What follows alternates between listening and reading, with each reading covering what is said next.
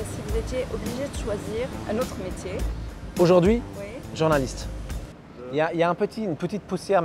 Je fais ce que vous êtes en train de faire. J'ai une émission sur une grande radio de jazz qui s'appelle TSF Jazz en France. Vous faites des interviews. Je fais des interviews musiciens. avec des artistes ou des personnalités.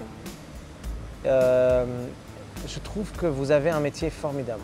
Vous avez un métier extraordinaire parce que vous tournez le micro vers l'autre, vous donnez la parole aux autres.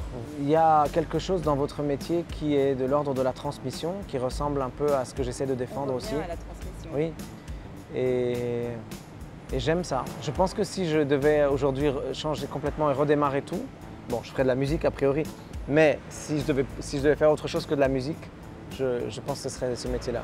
Je chante sous la douche, mais en ce moment, je chante moins et j'ai trouvé mon équilibre dans la poésie. Et j'ai toujours senti qu'un jour ou l'autre, j'allais me diriger vers la poésie, mais je ne savais pas quand. Mais c'est arrivé là, il y a un peu moins d'1 an. J'ai commencé à me plonger dans les textes de Victor Hugo, dans les textes de Baudelaire, dans les textes de Voltaire, dans La Fontaine. Je trouve que le travail qu'a fait Amine dans sa vie pour mettre des mots sur les douleurs, sur les choses complexes de nos identités, sur l'histoire, la manière avec laquelle il a, ce génie qu'il a d'avoir pu mettre les bons mots simples. Parce que Amine, son génie, il est dans le fait qu'il utilise des mots simples pour dire des choses très complexes. Je crois que j'essaie de faire la même chose avec la musique, par admiration pour lui aussi.